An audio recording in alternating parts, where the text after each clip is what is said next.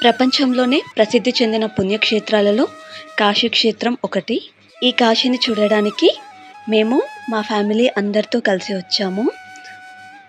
ఈ కాశీలో గల 86 ఘాట్లను దర్శించడానికి మేము దశాశ్వమేధ ఘాట్ నుండి మా ప్రయాణం ప్రారంభించాము.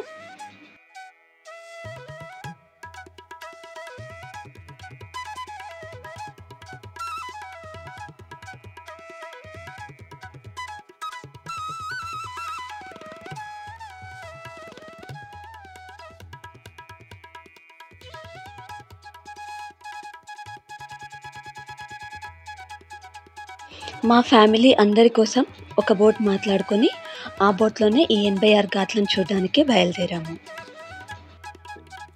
ఈ బోట్లో మా ఫ్యామిలీ అంతా సెటిల్ డౌన్ అవ్వడానికి కాస్త టైం పట్టింది. రాజేంద్ర ప్రసాద్ ఘాట్ మీదుగా మా ప్రయాణం స్టార్ట్ అయింది. మేము బయలుదేరింది సాయంకాలం కాబట్టి చాలా చల్లని వెదర్, చాలా చల్లని వాతావరణంలో బయలుదేరాము. మేము వెళ్ళింది కూడా శీతాకాలంలో. ఒకవైపు సూర్యుడు, మరోవైపు పక్షులు, ఇంకొక వైపు గంగమ్మ.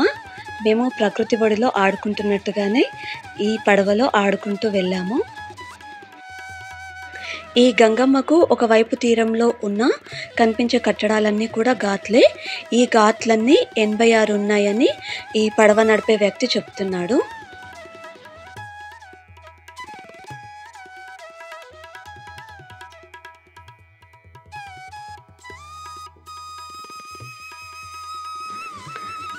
ఇక్కడ కనిపించే ఈ పక్షులకు మేత కూడా వేయొచ్చు. మేత అమ్మే వాళ్ళు కూడా ఇక్కడే ఉంటారు. ఫ్యామిలీ అందరితో కలిసి వెళ్ళిన ట్రిప్ ఇది లైఫ్ లాంగ్ మాకు గుర్తుండాలని చెప్పి నేను ఈ వీడియో రికార్డ్ చేస్తున్నాను.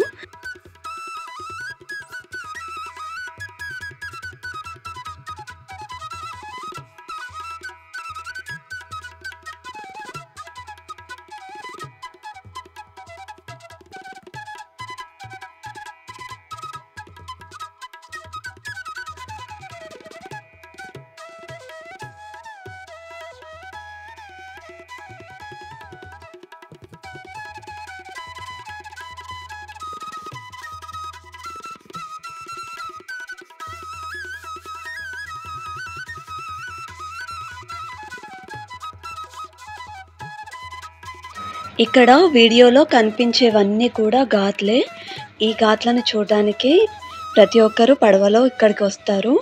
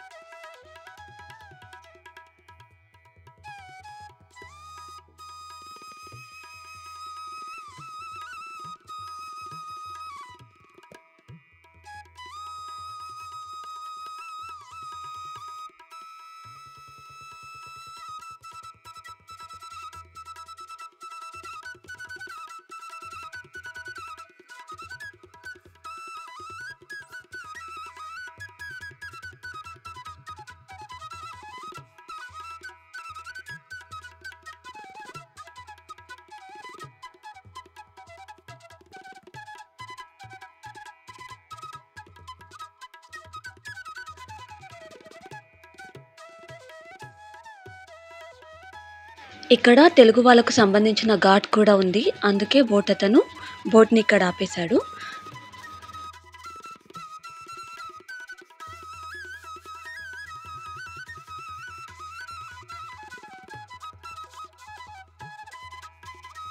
ఇక్కడ కనిపిస్తున్న ఈ ఘాట్ హరిశ్చంద్ర ఘాట్. శవం శివంతో సమానం కాబట్టి ఇక్కడ దండం పెడుతున్నారు అందరూ. ఇక్కడ శవాలు ఎప్పుడూ కాలుతూనే ఉంటాయి.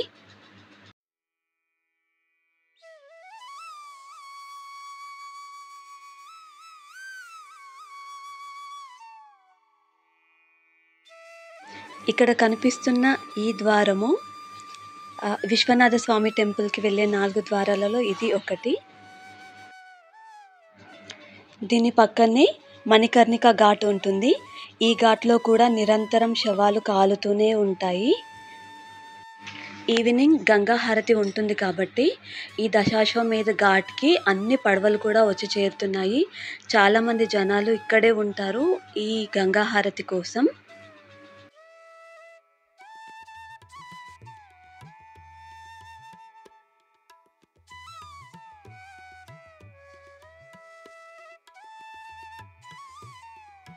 ఇదే దశాశ్వమేధ్ ఘాట్.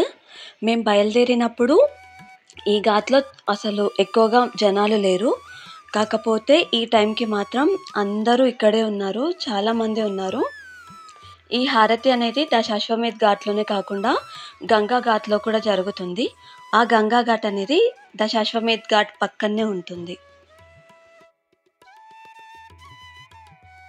ప్రతిరోజు సాయంత్రం కాగానే పడవలు అన్నీ కూడా ఈ చోటుకి చేరుతాయి ఈ గంగా హారతి కోసం.